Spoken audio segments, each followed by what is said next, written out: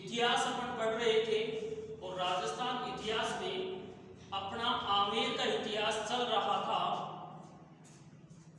उससे पहले एक मैं आपको बहुत महत्वपूर्ण सूचना देना चाहूंगा।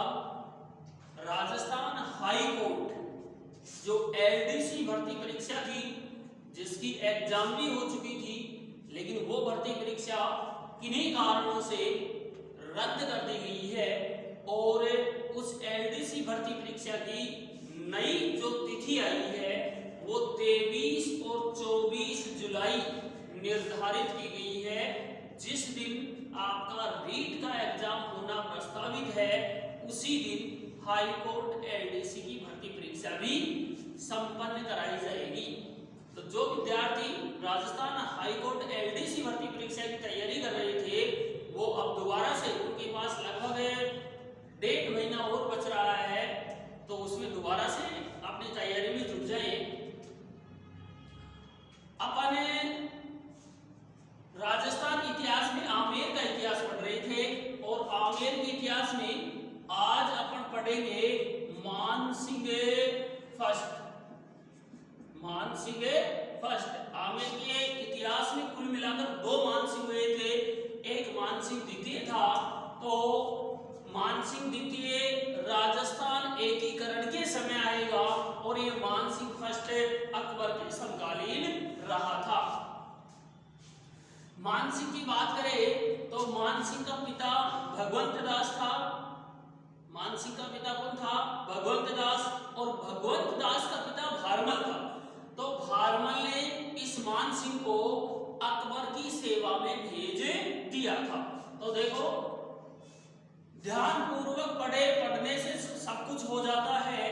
यदि आप ध्यान एकाग्रित होकर नहीं पढ़े तो आपको कुछ भी सफलता मिलना संभव नहीं है। अच्छी तरीके से पढ़े, यहाँ जो पढ़ाया जाए उसको अच्छी तरीके से नोट्स में लिखे, शानदार नोट्स बनाए। और एलडीसी भर्ती परीक्षा बहुत जल्दी आने वाली है।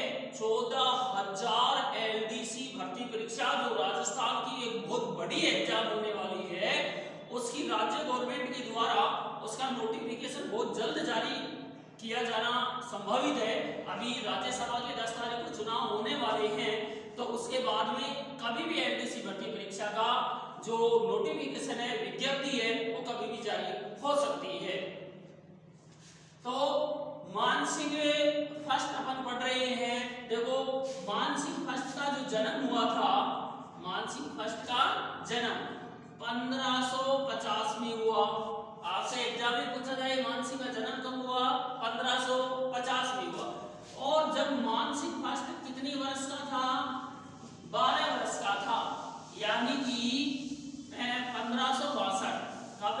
1562 में इसको कहां भेज दिया गया था?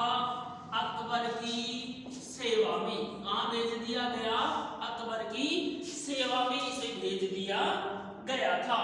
तो अपने से एग्जाम में यह पूछा जाए कि मानसिंह का जन्म कब हुआ, तो मानसिंह फर्स्ट का जन्म 1550 में हुआ था। मानसिंह जब कितनी वर्ष का था? आपसे एग्जाम में पूछेगा कि मानसिंह को कितने वर्ष की उम्र में अकबर के पास भेज दिया गया था, तो उसका उत्तर होगा 12 वर्ष। 12 वर्ष की अवस्था में ही उसको अकबर के पास भेज दिया गया था। यानी कब भेजा गया? 1562 में इसको अकबर की सेवा में नियुक्त कर दिया गया था। पहली बात ये आपको याद रखनी है। अब आप कह रहे हैं कि सब 12 वर्ष में क्यों भेज दिया गया? आज 12 वर्ष का लड़का सब कुछ समझता है, लेकिन अकबर के समय की बात करें तो उस समय 12 वर्ष का लड़का होता था, वो अंडरवियर भी नहीं पहनता था। 12 वर्ष की अवस्था में नग्न अवस्था में रहता था, यानी वो उसका बचपन होता था। आज 12 वर्ष की अवस्था का बालक बचपन में नहीं रहता है, क्योंकि 12 वर्ष की अवस्था का बच्चा 10वीं पास कर लेता है और वो सब कुछ जानता है। तो उस समय जब अकबर के पास 12 वर्ष की अवस्था में इसे भेजा गया था, 1562 में इसे भेजा गया, तो इस मानसिंह फर्स्ट को अकबर अपना दत्तक पुत्र माना था। कैसा पुत्र माना? दत्तक पुत्र माना था। और दत्तक पुत्र का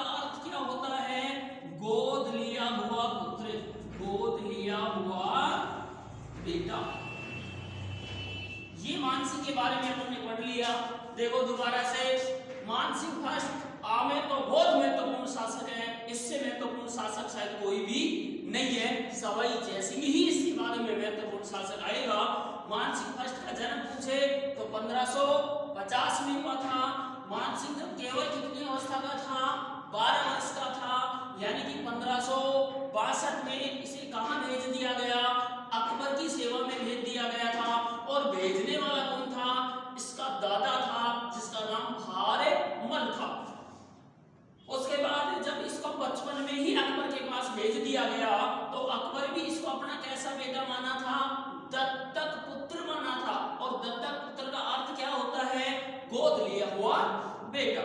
आपसे एग्जाम में क्वेश्चन यदि पूछा जाए कि अकबर किस राजपूत शासक को अपना दत्तक पुत्र मानता था, तो उसका उत्तर होगा क्या, मानसिंह फर्स्ट। मानसिंह फर्स्ट को वो अपना दत्तक पुत्र मानता था।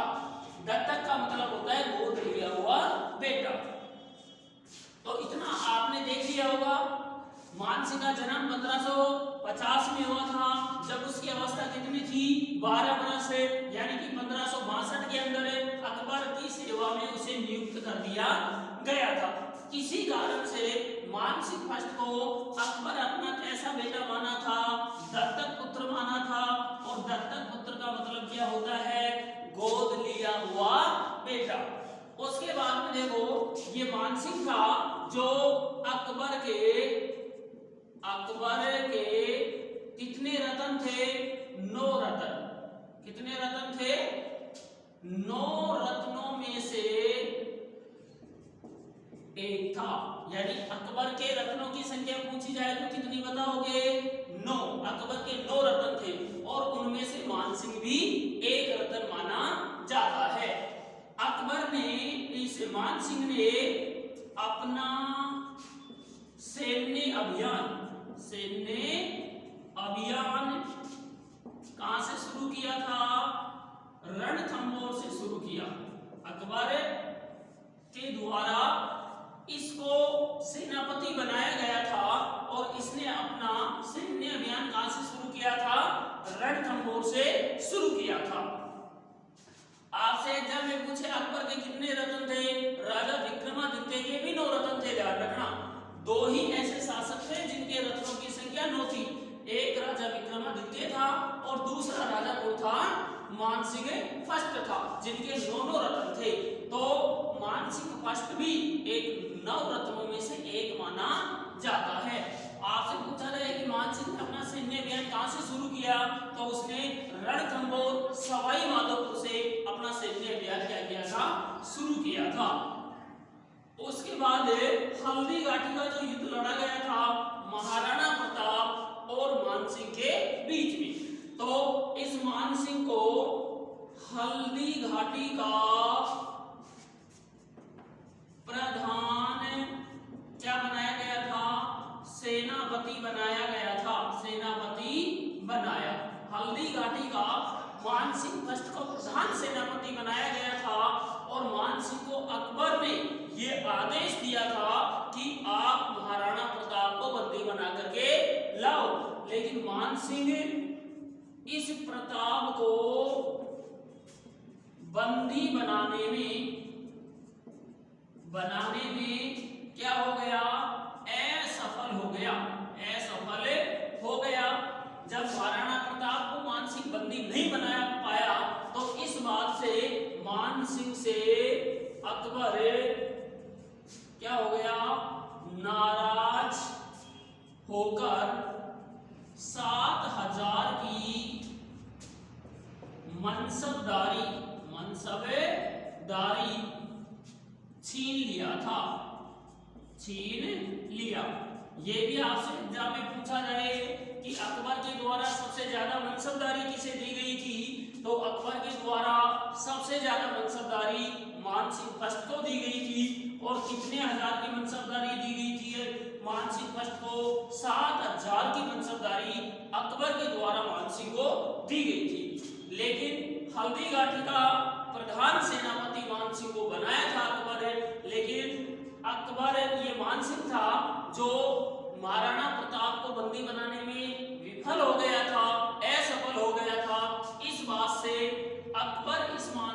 क्या हो गया, नाराज हो गया और नाराज होकर के 7000 की मनसबदारी वापस ले ली थी। तो आपको ध्यान रखना है, सबसे ज्यादा मनसबदारी किसे दी गई थी, मान सिंह फर्स्ट को। हल्दीघाटी का अकबर की ओर से प्रधान सेनापति किसे बनाया गया, मान सिंह को बनाया गया था। प्रताप को बंदी बनाने में मान सिंह क्या हो गया, असफल हो गया। तो असफल हो गया तो अकबर मान सिंह से क्या हो गया, नाराज हो गया और नाराज होने के बाद में जो 7000 की मनसबदारी से दी गई थी उसे वापस छीन लिया था कौन, अकबर। अकबर को ये मालूम था कि मान सिंह जो प्रथम है वो एक बहुत योग्य व्यक्ति है और गलती तो किसी भी व्यक्ति से हो सकती है, जानवर से कोई गलती होती नहीं है। ये बात अकबर जानता था अच्छी तरीके से कि जानवर कोई गलती नहीं करता है अपने जीवन में, गलतियां जो होती हैं वो इंसान से होती है क्योंकि इंसान गलतियों का पुतला माना जाता है। तो एक बार तो मान सिंह से नाराज हो गया अकबर, लेकिन इसे पुनः दोबारा से अपनी सेना में उसने क्या कर लिया, शामिल कर लिया और इस मान सिंह को अकबर दोबारा पुनः सेना में क्या किया, शामिल किया। एक बार मनसबदारी छीन लिया था, उसके बाद में दोबारा से इसे अपनी सेना में क्या कर लिया, शामिल कर लिया। अकबर था जो अकबर ने पुनः मान सिंह को 4 राज्यों का सूबेदार बनाया। क्या बनाया, सूबेदार बनाया। कितने राज्यों का सूबेदार बनाया, 4 राज्यों का। पहले ध्यान रखना ये अकबर का सेनापति था, हल्दीघाटी में प्रताप को बंदी नहीं बना पाया था, इसलिए अकबर इसकी बात से नाराज हो गया और नाराज होकर के इसको सेना से बाहर कर दिया था। 7000 की जो सर्वाधिक मनसबदारी दी गई थी उसे छीन लिया अकबर और उसके बाद में इसे क्या बनाया, सूबेदार बनाया। कितने राज्यों का, 4 राज्यों का, जिसमें पहला राज्य लाहौर था। पहला राज्य क्या था, लाहौर। दूसरा राज्य बंगाल था, उसके बाद में तीसरा राज्य बिहार था और चौथा राज्य बंगाल, बिहार, लाहौर और उड़ीसा। 4 राज्यों का क्या बनाया गया था, सूबेदार बनाया गया था। अकबर के द्वारा बनाया गया था। किसे बनाया गया, मान सिंह को बनाया गया था। तो आपसे पूछा जाए एग्जाम में कि अकबर के द्वारा मान सिंह को कितने राज्यों का सूबेदार बनाया गया, तो उत्तर क्या होगा, 4। लाहौर, बंगाल, बिहार और उड़ीसा, 4 राज्यों का इसे क्या बनाया गया था, सूबेदार बनाया गया था। जब इसे सूबेदार बनाया गया था तो मान सिंह सूबेदार बनकर के और पहली बार कहां गया, तो पहली बार लाहौर गया। पहली बार कहां गया, लाहौर। अब जो बात बताने वाला हूं वो बहुत महत्वपूर्ण बात है, वो परीक्षा में जरूर आपसे पूछी जाएगी। मान सिंह फर्स्ट सूबेदार बनकर कहां गया था, लाहौर गया था। पहली बार कहां गया, लाहौर। और लाहौर में ब्लू पोट्री देखा। ब्लू पोट्री एक चित्रकारी को देखा। किसको देखा, चित्रकारी को देखा। उस चित्रकारी का नाम क्या था, ब्लू पोट्री था। चित्रकारी का नाम क्या था, ब्लू पोट्री। किसने देखा, मान सिंह ने। आपको बताया कि मान सिंह हल्दीघाटी में महाराणा प्रताप को बंदी नहीं बना पाया था। इस बात से अकबर मान सिंह से नाराज होकर इसको अपनी सेना से बाहर निकाल दिया। बाहर निकालने के बाद अकबर मान सिंह को 4 राज्यों का नया सूबेदार बनाया था, जिसमें लाहौर, बंगाल, बिहार और उड़ीसा। सूबेदार बनकर के पहली बार ये कहां गया, लाहौर गया था और लाहौर में इसने क्या देखा, ब्लू पोट्री, एक चित्रकारी देखी। ब्लू पोट्री नामक क्या देखी, एक चित्रकारी देखी। ब्लू पोट्री का प्रश्न आता है कि ब्लू पोट्री जो चित्रकारी थी वो मूलतः कहाँ की थी? पर्सिया की थी। कहाँ की थी? पर्सिया। और पर्सिया कहाँ स्थित है? ईरान में। पर्सिया कहाँ स्थित है? ईरान में। यही परीक्षा में आता है कि ब्लू पोट्री मूलतः कहाँ की थी? तो मूलतः कहाँ की हो गई? पर्सिया की। पर्सिया कहाँ स्थित है? ईरान। तो अब अपना सिस्टम ये हो गया कि पर्सिया ईरान से ब्लू पोट्री कहाँ आई थी? लाहौर। और आमेर का राजा कहाँ गया था? लाहौर। लाहौर से इस ब्लू पोट्री को लाहौर से मानसिंह फर्स्ट आमेर लेकर आया। आमेर लेकर आया। कहां लेकर आया? आमेर लेकर आ गया। कौन आया? मानसिंह फर्स्ट। अब यही आपसे एग्जाम में पूछा जाएगा। देखो ये बहुत महत्वपूर्ण चीज है। आपसे पूछा जाए कि ब्लू पोट्री मूलतः कहां की थी? पर्सिया ईरान की थी। पर्सिया ईरान से कहां आई थी? लाहौर आई थी। और लाहौर सूबेदार बनकर कौन गया था? मानसिंह। मानसिंह को जब ये चित्रकारी पसंद आ गई तो लाहौर से ये कहां लेकर आ गया था? आमेर लेकर आ गया था। तो आज जो ब्लू पोट्री प्रसिद्ध है राजस्थान में या पूरे भारत में, वो कहां की प्रसिद्ध है? जयपुर की ब्लू पोट्री प्रसिद्ध है। तो देखो दोबारा से, मानसिंह फर्स्ट था जो सूबेदार बनकर पहली बार कहां गया था? लाहौर गया था। लाहौर में इसने कौन सी चित्रकारी देखी? Blue pottery. और ये ब्लू पोट्री थी जो मूलतः कहां की थी? पर्सिया ईरान की थी। और पर्सिया ईरान से लाहौर आई और लाहौर से आमेर के शासक मानसिंह फर्स्ट ने इसे कहां लेकर आ गया? आमेर लेकर के आया। अब देखो ये वही ब्लू पोट्री है, ब्लू पोट्री। ब्लू पोट्री को लेकर बनाया था मानसिंह, लेकिन ब्लू पोट्री का स्वर्ण युग, स्वर्ण युग किसको कहा जाता है? राम सिंह सेकंड के काल को कहते हैं। राम सिंह सेकंड के काल को कहते हैं। कहने का मतलब ये हो गया कि ब्लू पोट्री को लेकर तो कौन आया था? मानसिंह फर्स्ट लेकर आया था लाहौर से, लेकिन उसका सबसे ज्यादा विकास किसने करवाया? राम सिंह सेकंड ने करवाया था। इस कारण से ब्लू पोट्री का स्वर्ण युग या क्लासिक युग राम सिंह सेकंड के काल को कहा जाता है। तो ये भी एग्जाम में याद रखना है कि ब्लू पोट्री का स्वर्ण युग किसके काल को कहेंगे? राम सिंह सेकंड के काल को कहेंगे।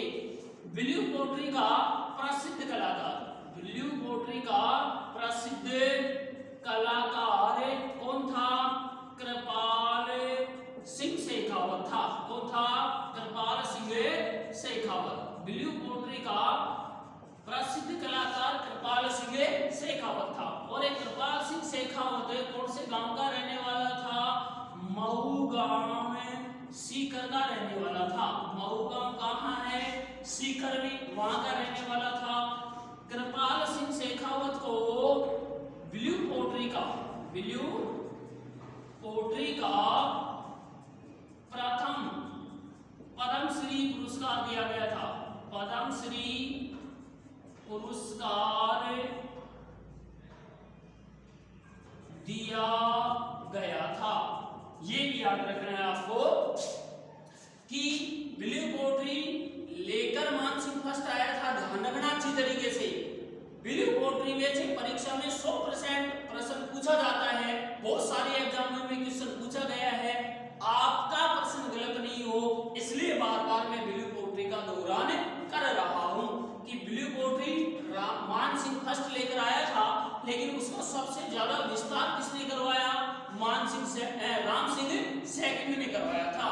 राम सिंह सेकंड 1857 की जो क्रांति हुई थी, उस समय आमेर का क्या था? राजा था। और उसी समय ब्लू पोट्री का सर्वाधिक क्या हुआ था? विकास हुआ था। तो इस कारण से राम सिंह सेकंड के युग को या काल को ब्लू पोट्री का स्वर्ण युग कहा जाता है। ब्लू पोट्री का जो प्रसिद्ध कलाकार हुआ था उसका नाम कृपाल सिंह शेखावत था। कृपाल सिंह शेखावत मऊ गांव सीकर का रहने वाला था। और भारत सरकार के द्वारा पद्म भूषण, भारत रत्न पद्म विभूषण और पद्म श्री जो पुरस्कार दिए जाते हैं, उनमें से पद्म श्री पुरस्कार हर क्षेत्र में दिया जाता है, लेकिन ब्लू पोट्री के क्षेत्र में जो पुरस्कार दिया गया था पद्म श्री भारत सरकार के द्वारा, वो किसे, पहला पुरस्कार किसे दिया गया था? कृपाल सिंह शेखावत को दिया गया था।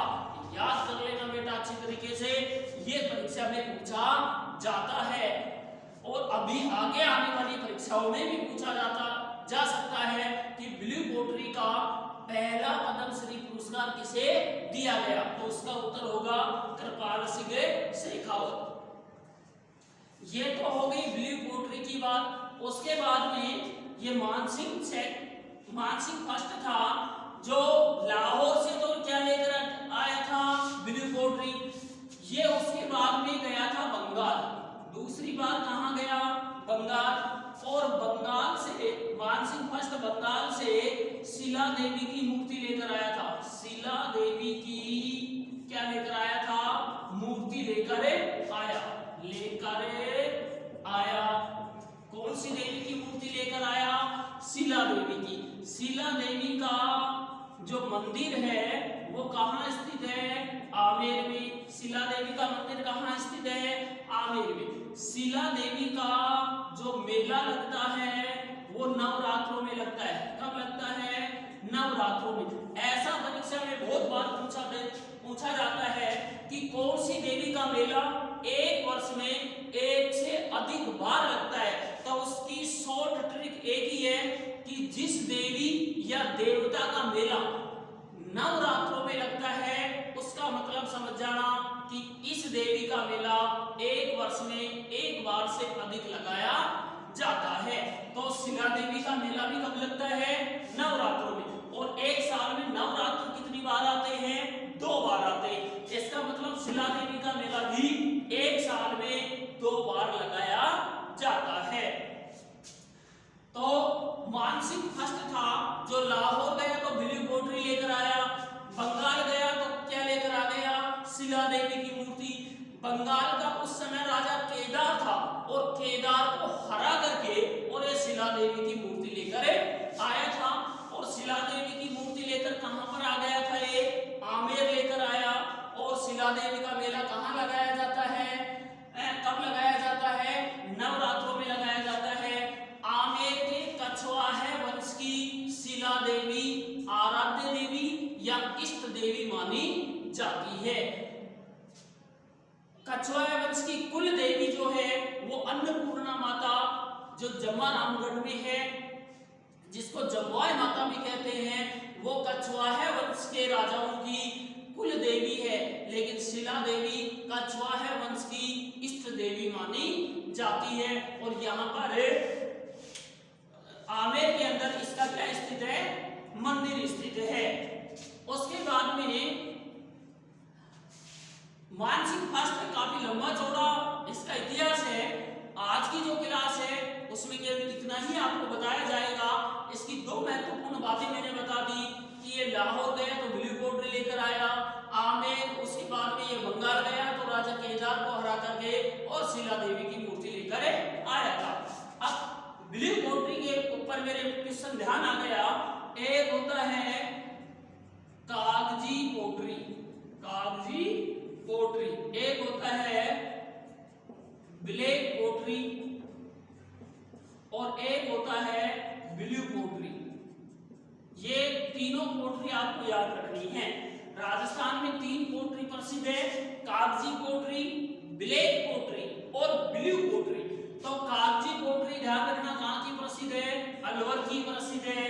ब्लैक पोट्री कहाँ की प्रसिद्ध है? कोटा की प्रसिद्ध है। और ब्लू पोट्री कहाँ की प्रसिद्ध है? तो जयपुर की प्रसिद्ध है। ये तीनों भी परीक्षाओं में पूछी जाती है।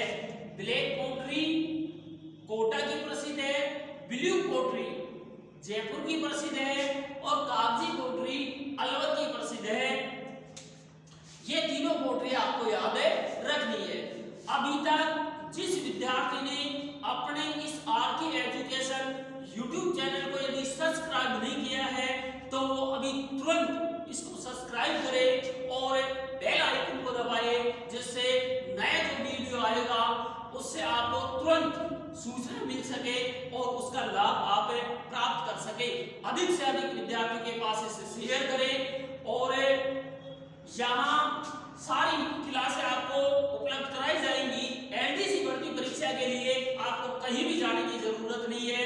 आरके एजुकेशन यूट्यूब चैनल पर आपको मैथ, रीजनिंग, जीके और हिंदी सारी क्लासें आपको RK education classes YouTube channel पर ही उपलब्ध करा दी जाएगी और अच्छी से अच्छी हमारी तरफ से फुल आपको समझाने का प्रयास किया जाएगा। इसे अधिक से अधिक विद्यार्थियों के पास भेजे और जिन्होंने अभी तक सब्सक्राइब नहीं किया है वो अभी सब्सक्राइब कर ले, जिससे बेल आइकन को दबाए, जिससे आपको नोटिफिकेशन की सूचना तुरंत मिल सके। Thank you.